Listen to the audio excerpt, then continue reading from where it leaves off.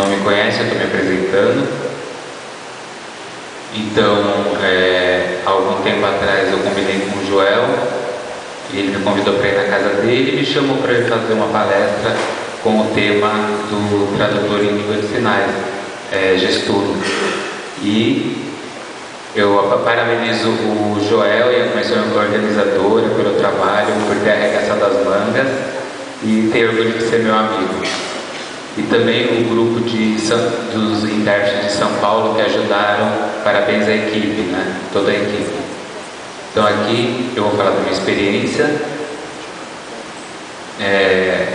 como se relaciona a programação com relação à tradução do gestudo, como que acontece. A língua de sinais mais utilizada por intérpretes em conferências. Então, no mundo, o gestudo, que é os sinais internacionais, então eles pegam os sinais mais usados, por exemplo, da Bélgica, ou da Libras, por exemplo, alguns sinais que são mais usados e adequam, inserem o gestudo. Então, com esses sinais mais usados em cada país, as pessoas se encontram e conhecem esses sinais e conseguem se comunicar pelos sinais internacionais, que seria o gestudo.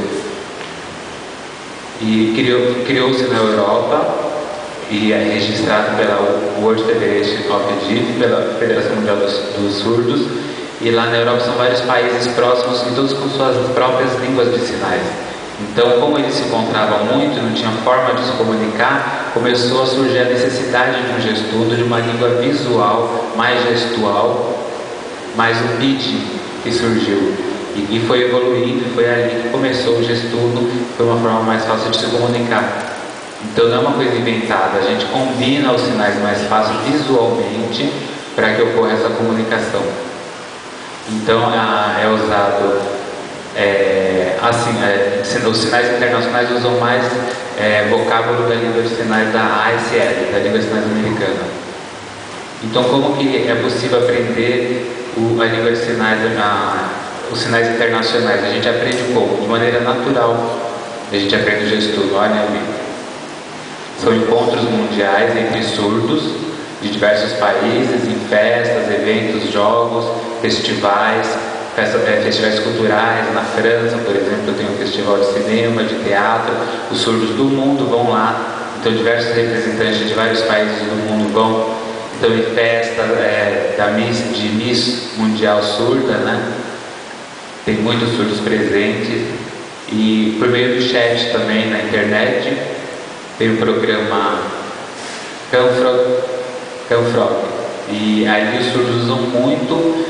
E esse Canfrog, ele ao mesmo tempo abre diversas janelas para várias pessoas se conversarem ao mesmo tempo. E assim, igual no Skype não tem, só tem uma janela, né? E no caso do Canfrog tem várias janelas. E aí vários surdos de vários países se comunicam, dá para se comunicar todos ao mesmo tempo. E a gente começa a ter mais contato com surdos de outros países. E também tem momentos que tem um curso, como foi dado há pouco de tempo atrás, pelo Juan Drueta. Ele deu o curso aqui em São Paulo, né, uma semana de curso de gestudo. E como que foi que eu aprendi os sinais internacionais?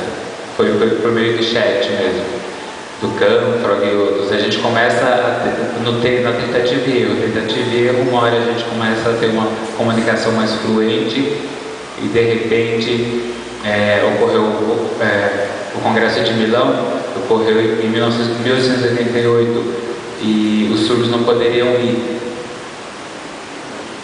Em 2007 ocorreu o Congresso de Milão e muitos surdos daqui do Brasil não puderam ir, e eu fui e lá encontrei muitos surdos que eu falava pelo Canfrog. Então eles falaram: você veio, você teve coragem de vir, você lutou para vir. E eu fui lá e comecei a fazer amizade presencialmente com eles, e a temática era os LGBTs, né?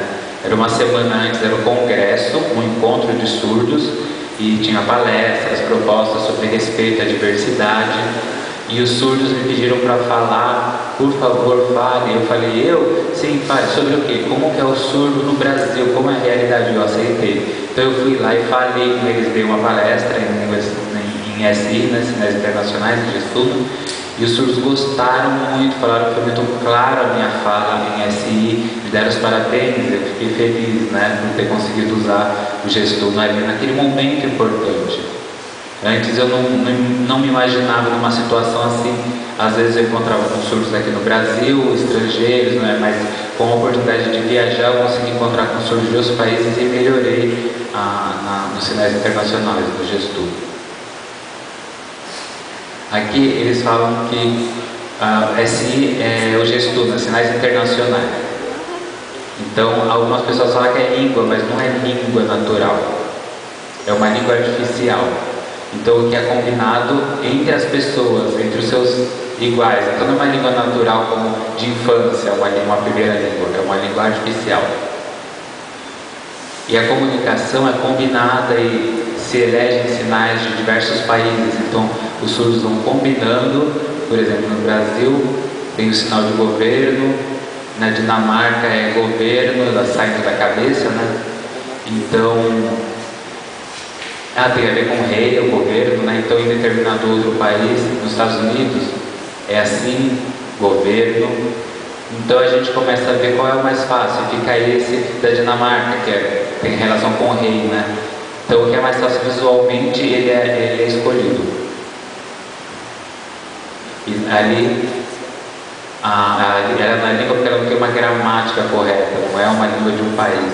É uma gramática flexível. Então, depende da área da comunicação, do visual, do contexto, eu não tenho uma gramática própria. Então, é uma forma fácil de se comunicar, por exemplo. Que são sinais icônicos. Por exemplo, tocar violão, isso é fácil de qualquer pessoa entender. Esses são os sinais internacionais. Preferência dos icônicos. Sinais icônicos. Tá bom.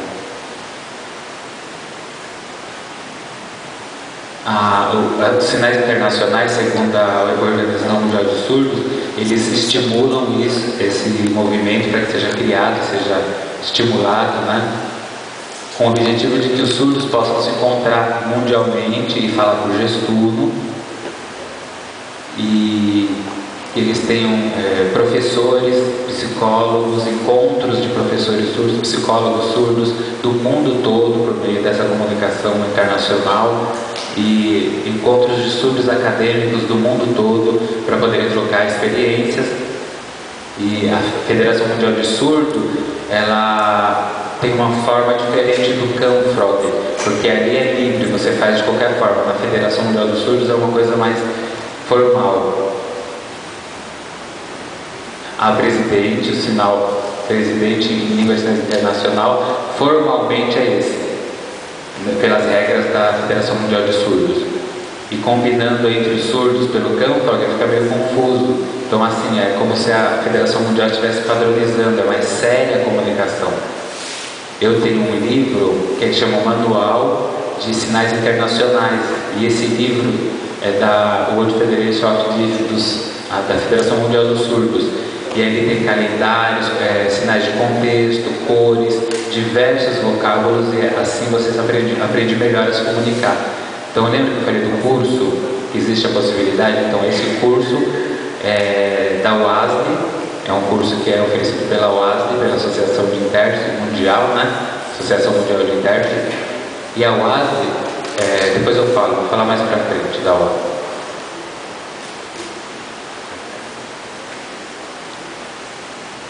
Então, aqui, eu como intérprete, eu consigo interpretar, né?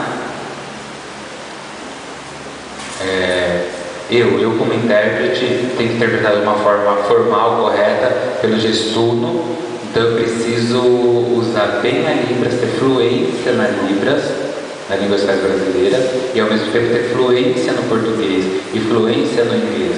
Porque muitas vezes o surdo de algum país faz a soletração, a digitação em inglês, e eu consigo saber como que é no português, e a gente usa a palavra das línguas orais. De determinados países, o inglês fica mais fácil, então às vezes eu não entendo o sinal, o que me apoia a entender aquela palavra. Então não precisa ter uma fluência em inglês, mas não em ser palavras básicas, e português também uma fluência maior, porque às vezes eu posso escrever alguma palavra em português e a pessoa entender e a gente trocar esse significado do sinal. Também é preciso manter o contato com estrangeiros sempre, não é possível parar. Se você para, você esquece o gestudo. Então você precisa viajar, precisa ir nas conferências, nos encontros mundiais e manter o contato com estrangeiros surdos. Também participar de congressos, de eventos culturais. E ali na UASD, por exemplo, na Federação Mundial de Intérpretes, se você for ali fazer o curso, aprender, é o melhor curso porque ele tem regras e é mais formal, e ali tem pessoas que trabalham no gestudo, e tem relatos de muitas pessoas que faziam gestudo e ao fazerem o curso da UASD entenderam profundamente o que era o seu papel, tudo ficou muito mais claro, então lá é tudo muito mais específico sobre o gestudo. Eu participei do congresso de bilinguismo, educação para surdos, né, no segundo congresso internacional Práticas Perspectivas. Ali na foto nós temos um americano fazendo ASL, a língua britânica de sinais e eu fazendo o gestudo. Eu sou o último ali fazendo o gestudo. Mas os três são surdos, né? Lá de Portugal. Os dois são intérpretes de Portugal. E do Brasil vieram poucas pessoas estrangeiras, né? Então, do mundo mesmo vieram poucas pessoas de outros países, de fora poucos. Precisaria ter vindo mais para a gente ter e desenvolver mais esse contato. Então a interpretação foi bem complicada, bem difícil, não foi fácil. E aí os intérpretes soletravam e eu não entendia, não estava acostumado com essa forma para interpretar, então eu precisava de mais prática, mas foi bom porque foi uma experiência, um aprendizado para mim, e isso foi muito marcante na minha vida, nesse sentido.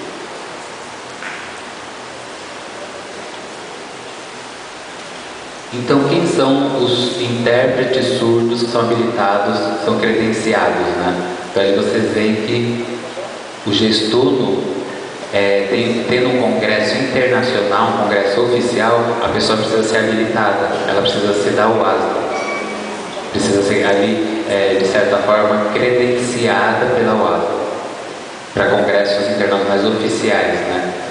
Então eles se encontram ali, esses intérpretes fazem reuniões, se programam para ir fazer interpretação em determinado país. Se determinado país não tem intérpretes de gestudo, eles vão, orientam e criam essas pessoas, treinam essas pessoas e vão no outro país que não tem intérprete de gestudo, treinam essas pessoas para cada vez ter mais intérpretes de gestudo no mundo todo, passam as regras da questão da formalidade.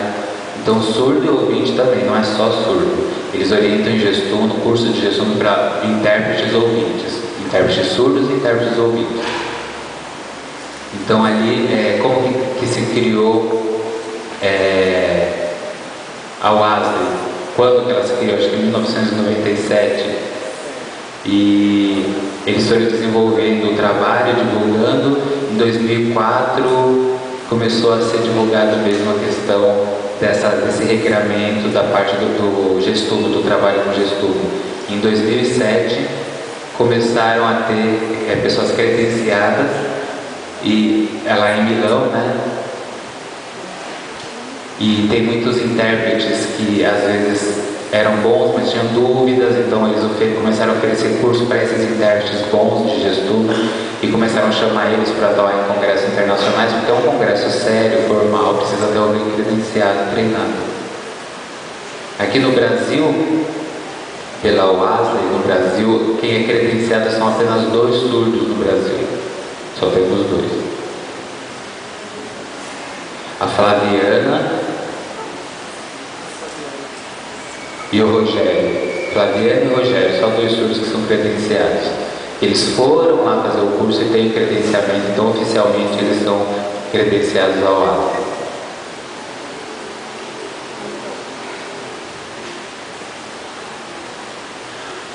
Então, a interpretação, eles orientam a gente a interpretar em gestudo sem a perda de conteúdo, sem que seja retirado pontos principais, né? E como isso acontece? Próximo.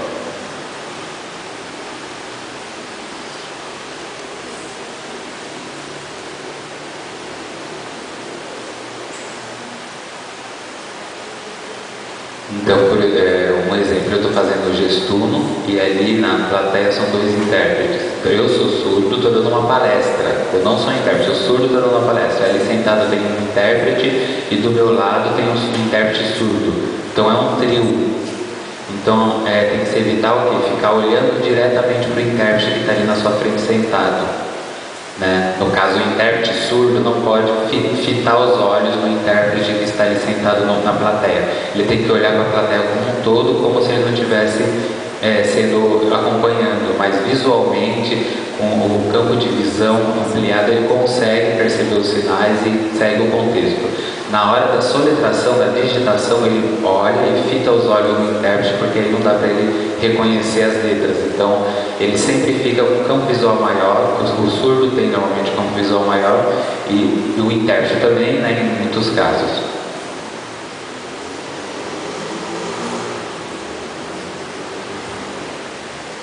Sim, tecnologia. Existe tecnologia que pode ajudar a gente, como monitor, por exemplo. Você usa o monitor, depois eu vou mostrar um desenho e fica mais claro.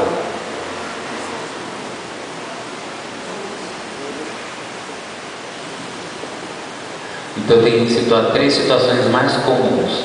Então a primeira, tem um surdo dando a palestra, o palestrante é surdo, e tem um outro surdo espelhando o que o surdo está falando a partir da plateia. O surdo que está sentado está sendo espelhado, copiado pelo surdo que está ali no palco. Então são três surdos novamente, o palestrante e dois intérpretes. É esse trio. Vamos mostrar a imagem que fica mais claro. Percebe? Ali o surdo fazendo sinais internacionais, o palestrante surdo fazendo em libras e sentado ali o intérprete copiando em libras. Então o surdo fala em libras, o intérprete traduz de libras para o intérprete de línguas sinais internacionais passar para o gestuno. A segunda situação é a situação, o uso do telão. A primeira tecnologia é agora o uso do telão. Então o surdo está dando a palestra dele, ele está sendo filmado, e aqui na frente do surdo que está fazendo a tradução tem um monitor, um telão. Então ele olha o telão e interpreta. Aqui é o caso do desenho. Ficou claro? Depende do espaço, né? E se não tem uma tecnologia, você pode sentar na frente e espelhar o outro intérprete, dependendo da situação. Terceiro caso.